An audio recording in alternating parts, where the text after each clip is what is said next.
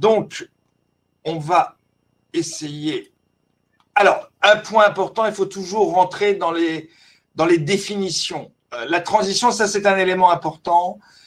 C'est un processus qui est très actif. C'est-à-dire que ce n'est pas un phénomène statique. Le temps d'un transfert d'une information, d'un dossier médical, c'est véritablement un processus qui doit être très dynamique et qui doit répondre à plusieurs types de besoins. Bien entendu, le besoin médical, nous sommes médecins, endocrinologues pédiatres, endocrinologues adultes, mais vous voyez bien qu'au cours de cette session, nous allons avoir la chance d'entendre des psychologues, il y aura une coordinatrice de parcours de soins, une responsable d'association. Donc, ça veut dire que la transition fait appel aussi à d'autres types de besoins, qu'ils soient de l'ordre du psychologique, de l'éducatif, du social, bien entendu, du système pédiatrique, de la structure pédiatrique vers la structure adulte. Et bien entendu, puisqu'il s'agit d'un phénomène très actif, il va se calquer sur le dynamisme du jeune adulte, à savoir son cadre de vie va bouger à ce moment-là, à la fin de la scolarité traditionnelle, à l'entrée éventuellement d'une scolarité dite universitaire, des mouvements personnels, ils vont peut-être quitter le domicile parental, donc c'est un élément extrêmement important qu'il faut prendre en compte. Et ce phénomène de transition ne pourra exister que s'il y a une volonté, une réelle volonté de la part du jeune adulte, du patient lui-même, de participer à cette démarche. Vous avez compris, la transition est un processus long, c'est un processus lent, mais c'est un processus très actif. Ce n'est pas simplement un transfert de données médicales. Alors, donc on peut schématiser le processus vers l'autonomie et la prise en charge par le jeune adulte, par le patient adulte de sa pathologie chronique. Ici, on fait référence aux maladies endocriniennes, mais bien entendu, ça peut concerner tout à fait d'autres maladies. Et je trouve que ce schéma représente bien le processus. Vous avez donc un patient dans une famille, c'est l'enfance, il est choyé, il est pris en charge souvent par ses parents, les traitements sont souvent assurés par les parents, et progressivement au cours de l'adolescence, il va y avoir une séparation au fond, et de plus en plus, le jeune patient, l'adolescent, l'adolescente, va prendre en charge des aspects de son traitement. Et la famille va progressivement, lentement, comme l'a dit Philippe Touraine, laisser cette tâche à l'adolescent. Et puis la situation donc évolue au cours des années, et maintenant le patient a atteint l'âge adulte, la famille va participer de moins en moins aux choses pratiques de sa prise en charge, à la prise médicamenteuse, au rendez-vous, mais néanmoins reste toujours présente en appui. Alors ça, c'est la vision théorique et idyllique des choses, mais je crois que, et c'est sur la diapositive suivante, on peut se dire qu'en fait, il y a plusieurs étapes. Et moi, j'aime bien ce concept, non pas d'adolescence vers l'adulte, mais d'adolescence vers l'adulte émergent ou l'adulte jeune. J'aime bien le concept d'adulte émergent, puis progressivement vers le concept de l'adulte. En effet, l'adolescent a des difficultés, et l'adulte émergent ensuite à assumer les responsabilités complètement de l'adulte. C'est une période de séparation géographique, comme l'a dit Philippe, émotionnelle, économique. Et donc, il y a des tas de distractions sociales, éducatives, occupationnelles, financières, qui vont, en plus de son désir d'indépendance, mais aussi de sa peur d'indépendance, faire qu'il va y avoir des allers-retours et que probablement le rôle de la famille est tout à fait important dans cette transition, donc qui se fait plus progressivement que ne le montrait le premier schéma, qui donnait un schéma quelque peu idéal et un peu brutal de cette transition.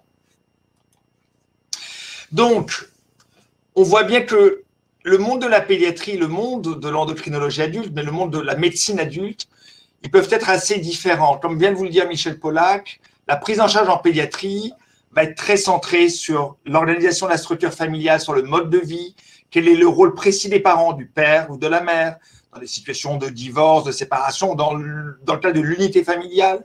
C'est donc finalement aussi une implication très très forte en pédiatrie de l'environnement de l'enfant qui est malade, avec une équipe pluridisciplinaire pour répondre à cette demande, infirmière, psychologue, diététicienne, et un suivi le plus souvent très rapproché.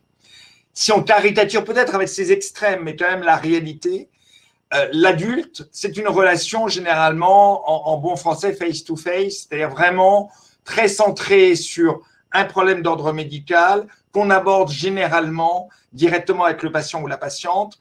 Beaucoup de médecins adultes ne sont pas habitués à avoir une relation triangulaire, ne serait-ce qu'avec le patient et un des parents, par exemple.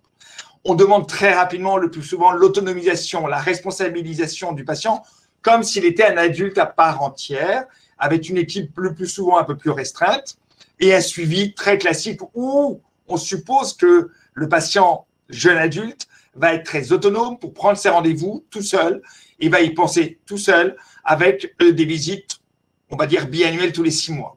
Et notamment, nous n'avons pas la pratique, la culture de recontacter les patients classiquement parce que très souvent, nous sommes débordés par nos tâches de médecine adulte. Et vous allez le voir, c'est basé sur ce concept assez différent que nous avons complètement repensé l'organisation du parcours de soins du jeune adulte, par exemple dans notre bâtiment à la Pitié-Salpêtrière, où on essaie d'appliquer un peu la recette pédiatrique, mais adaptée à des patients jeunes adultes, où on va très rapidement se rendre compte que nous avons besoin d'une équipe pluridisciplinaire et nous avons besoin d'intégrer notamment l'entourage, mais tout en demandant aux jeunes adultes de progressivement avancer vers son autonomisation progressive. Donc, au début, la crainte que peuvent avoir les jeunes adultes, c'est quand le pédiatre lui dit « je pense que maintenant tu es mûr pour aller dans une structure adulte », eh bien, il va y avoir le risque de la séparation, la peur de la séparation. Ça peut être vécu d'une façon difficile. Il peut y avoir la peur de l'abandon, pourquoi pas. Et puis, se dire comment vais-je être accueilli dans la nouvelle structure. Donc, si on résume un peu les obstacles qu'on peut rencontrer dans ce processus, il y a des obstacles qui viennent du pédiatre. On met fin à des liens souvent très forts. Parfois, ce sont des enfants, enfin des jeunes qu'on suit depuis la période néonatale. C'est une rupture qui peut être difficile, surtout si les problèmes ne sont pas réglés. La croissance pas terminée, la puberté pas complète, les troubles cognitifs qui sont présents. C'est vrai que nous avons la culture de la croissance et de la puberté, qu'en règle, on ne se fixe pas un âge défini pour la transition, mais plutôt une sorte de maturité, à la fois croissance, puberté et maturité intellectuelle. On peut avoir aussi une peur que l'expérience des adultes face à des pathologies plus rares que nous connaissons en pédiatrie ne soit pas là. Et enfin, parfois, pour les plus académiques d'entre nous, on peut considérer qu'il y a un intérêt scientifique à évaluer les jeunes adultes parce que le résultat, finalement, tient lieu de point de route de nos pratiques et que ça peut nous inciter à les garder trop longtemps. Il y a des obstacles qui viennent de l'adolescent lui-même. Alors, les obstacles venant de l'adolescent, c'est un élément incontournable puisque l'élément moteur vivant du parcours de la transition, il doit être autour de l'adolescence. C'est-à-dire qu'un adolescent absent dans ce processus, ça va rendre la tâche très compliquée. Et parfois, l'adolescent qui arrive, le jeune adulte émergent, peut avoir peur, comme on l'a dit, de perdre une relation privilégiée avec son médecin. Il en veut peut-être un petit peu à son pédiatre de l'avoir lâché trop tôt et parfois se sent finalement très protégé par la structure environnante, la consultation, la zone de consultation, le bâtiment, l'hôpital. Et finalement, on lui demande, en quittant la pédiatrie, de procéder à cette démarche qui va être la démarche de nous tous, à savoir qu'un jour ou l'autre, nous quittons le domicile parental. On a grandi avec des parents aimants le plus souvent, et un jour, nous allons devoir quitter cette structure. Ce n'est pas contre les parents, c'est pour soi-même. Et bien, c'est le même phénomène sur le plan de la maladie, donc il faut simplement s'assurer en pédiatrie et de que ce jeune adolescent et que ce jeune adulte est vraiment mûr pour cette démarche-là, parce qu'il va falloir qu'il soit vraiment participatif à cette démarche dans les années qui vont suivre l'initiation du processus de la transition. Et j'en profite pour vous dire que je crois, je vous ai parlé de lenteur du processus tout à l'heure, n'oublions pas que c'est un processus qui va durer des années et je n'ai pas peur de dire que potentiellement une dizaine d'années, entre 15 et 25 ans pour moi. Donc les préoccupations du jeune adulte, ça va être qui vais-je avoir en face de moi? Est-ce qu'il va y avoir une écoute? Est-ce qu'il va y avoir une attention particulière? J'ai peur de voir des gens beaucoup plus âgés que moi, avec la même maladie que moi, ce qui peut, disons, rejeter certaines images assez négatives. Pensons aux patients diabétiques, qui va voir un patient diabétique plus âgé avec, par exemple, une amputation. Ça peut créer un véritable choc de je me projette dans 30 ans, par exemple. Est-ce que donc, l'atteinte que représente la maladie sur mon corps, sur mon psyché, sur mon parcours de vie en général, est-ce que ça peut avoir un retentissement? Est-ce qu'on va m'entendre, me croire, me comprendre? C'est donc des choses extrêmement importantes. Et puis, n'oublions pas les parents. Les parents qui ont été un élément, on l'a dit tout à l'heure, très protecteur, le contact vis-à-vis du pédiatre très souvent, un instrument de dialogue. Et donc, ces parents qui se sont investis, surinvestis, mais normalement investis pendant des années, se retrouvent avec la peur de se dire quel va être mon rôle dans les années qui viennent. Finalement, est-ce que je ne vais pas disparaître? Et certainement pas. On a besoin de nous, des parents. Et ça, c'est un autre message clé que je veux donner aux médecins adultes. Nous avons besoin des parents. Nous devons casser ce rituel de la consultation à 2. Nous devons passer à une consultation à 3. Et le temps que le jeune adulte décide que cela restera à 3, nous aurons besoin des parents. Il n'y a pas d'urgence à repasser sur une classique consultation de médecine adulte. Il faut juste tenir compte du rôle de ses parents, qu'il ne faut surtout pas reléguer parce que ça va créer une rupture et ça va créer une culpabilité, voire même un rejet si le jeune adulte a le sentiment que les parents sont relégués sur un rôle beaucoup plus annexe. Alors, les obstacles, ils sont aussi liés à la pathologie elle-même. Par exemple, c'est vraiment l'exemple classique des maladies métaboliques qui étaient peu connues des médecins d'adultes, très connues des pédiatres, et en particulier des pédiatres métaboliciens. Et donc, on craint l'absence de relais au sein de la spécialité. Mais ça s'estompe avec le temps, ça s'estompe avec les cohortes de patients qui sont passés en médecine d'adulte et pour lesquels des médecins d'adultes ont pu se former. Et puis, on a peur aussi des différences de conception. Nous, souvent, et je pense à la diabétologie, les schémas, par exemple, thérapeutiques d'insuline peuvent être jugés par les médecins d'adultes comme inadaptés. On n'est pas toujours en multi-injection chez l'enfant, même si c'est de plus en plus. Mais ce schéma d'insulinothérapie, il vient d'une histoire entre l'enfant, la famille et le pédiatre. Et donc, il y a une crainte que tout d'un coup, il y ait une rupture, un changement brutal de thérapeutique, éventuellement, autour de cette maladie qu'on prend en charge un peu différemment à l'âge adulte. Et là, l'important, c'est le dialogue entre les médecins d'adultes et les pédiatres. Donc, il y a par exemple ici des choses très concrètes pour ne pas faire que de la théorie. Et c'est l'exemple du diabète sucré et de l'organisation de la transition dans les cohortes d'enfants ayant un diabète. Rencontrer l'équipe adulte avant le transfert, informer et discuter précocement à propos du parcours de soins via une plaquette en consultation, identifier le diabétologue référent adulte. Et ça, c'est au-delà du diabétologue, c'est la confiance que va transmettre le pédiatre à la famille, à l'enfant devenu un jeune adulte, en lui disant, voilà, je vous confie à quelqu'un de compétent que je connais et en qui j'ai confiance. Et cette confiance, elle va pouvoir comme ça être transférée vers le médecin d'adulte. L'aide logistique pour organiser le suivi, donc avec les coordinateurs de parcours de soins, les numéros spéciaux pour prendre le rendez-vous, en aval, un rendez-vous qui sera un peu long. Il ne faut pas intégrer au début dans votre consultation de médecin d'adulte aussi rapidement les jeunes en transition. Ils ont besoin de temps, vous devez leur consacrer du temps. On peut aussi concevoir des séances d'éducation thérapeutique entre le service de pédiatrie et le service de médecine d'adulte qui favorisent ça. Et les facteurs limitants, c'est si on ne prépare pas, si on n'identifie pas un médecin référent à l'avance, si on ne si on ne facilite pas les étapes pratiques de prise de rendez-vous, de contact, ou si on fait un transfert trop précoce. Donc, si on essaie de schématiser un tout petit peu le nombre de facteurs qui pourraient influencer le succès de la transition, on pourrait dire qu'il y a énormément de facteurs. Évidemment, il y a la famille. On vient de le dire, la présence parentale est un élément fondamental. Le contrôle de la maladie et l'ancienneté de la maladie vont avoir un impact. Un enfant qui est malade depuis l'âge de 2 ans versus un enfant qui est malade depuis l'âge de 13 ans, ce sont des configurations différentes. L'âge même du patient est l'âge auquel, finalement, cette transition s'effectue. Et puis, cette capacité à vivre une autonomie déjà. Dans ses études, dans sa vie, on est frappé de voir en consultation des jeunes qui arrivent avec une réelle maturité. Ça ne veut pas dire qu'ils sont totalement autonomes, mais qui sont réellement extrêmement indépendants dans énormément de facteurs de leur vie. L'équipe de soins, c'est un élément primordial. Nous sommes médecins, vous êtes pour la plupart d'entre vous aussi médecins adultes ou pédiatres. Il nous faut une équipe de soins qui s'intéresse au thème de la transition.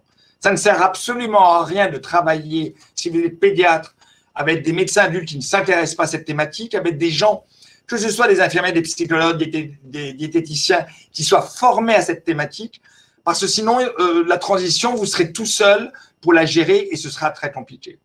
Il faut bien entendu préparer le patient à la transition. L'endocrinologue pédiatre ne peut pas dire à un moment, il est temps maintenant que tu passes chez les adultes, tu as 18 ans, nous allons faire une consultation commune avec mon collègue adulte, je vais lui communiquer ton dossier et puis après tu pourras aller le voir tout seul. C'est beaucoup trop brutal et rapide. L'abord psychologique, l'efficacité de l'organisation des équipes à la fois de pédiatrie et d'adultes, possiblement des nouveaux outils technologiques. Certaines applications sur les téléphones portables peuvent aider, je dirais, à favoriser l'adhésion au processus. Parfois, des relations à travers le monde associatif avec d'autres patients. Et puis, bien entendu, le devenir professionnel des patients qui peuvent les aider à s'intégrer dans ce processus.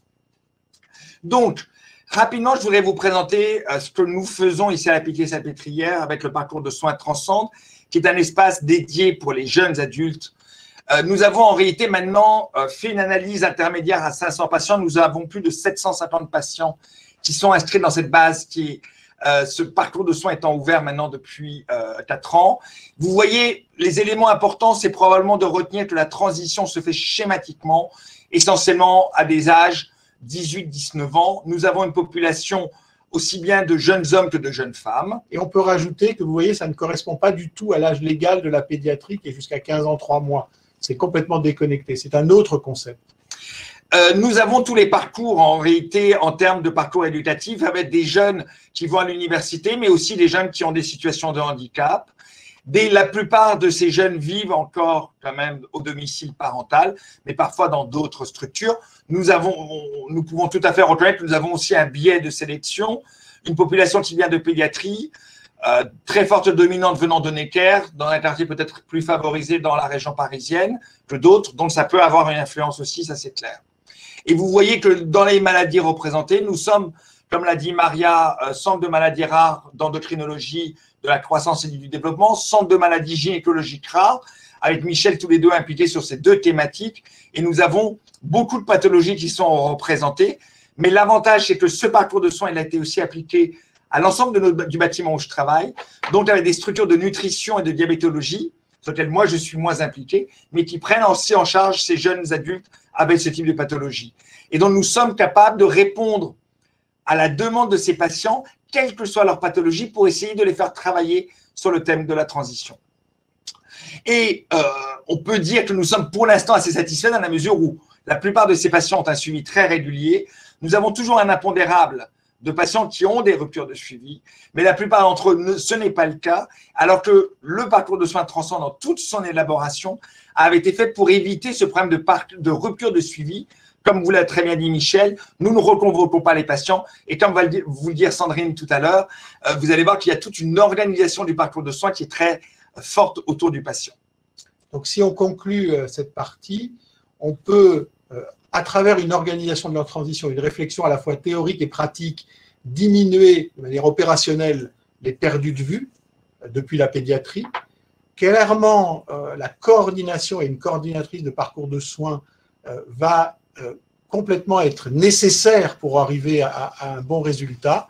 Souvent, un espace dédié aux jeunes est nécessaire parce qu'il va permettre des séances d'éducation thérapeutique sur lesquelles on va revenir. Et enfin, des programmes d'ETP dédiés à la transition et pas forcément à chaque pathologie sont nécessaires pour permettre à ces jeunes d'avancer vers le milieu de la médecine d'adulte. Et inutile de vous dire quand même que organiser tout un parcours de soins autour de la transition, ça ne se fait pas comme ça. Certains d'entre vous vont me dire, mais attendez, vous avez une chance incroyable, j'ai déjà entendu, parce que nous avons une vraie volonté collective de la part de la pédiatrie et de la part de nombre de médecins en diabétologie, dans le service de nutrition, et puis de l'équipe un peu plus proche de moi, avec Sabine Malivoire et Sandrine Boutuche, que vous allez entendre dans une seconde. Il y a une application très forte d'une technicienne de recherche clinique aux côtés du patient, aux côtés de nous, médecins, pour la prise en charge la plus unifiée, la plus, je dirais, optimale pour le patient et son environnement. Je voudrais vraiment vous remercier infiniment pour votre participation, vous dire au nom de Michel et de moi que nous sommes extrêmement contents de pouvoir échanger avec vous. Nous sommes totalement à votre disposition maintenant ou plus tard pour répondre à vos questions. Merci infiniment pour votre attention. Merci.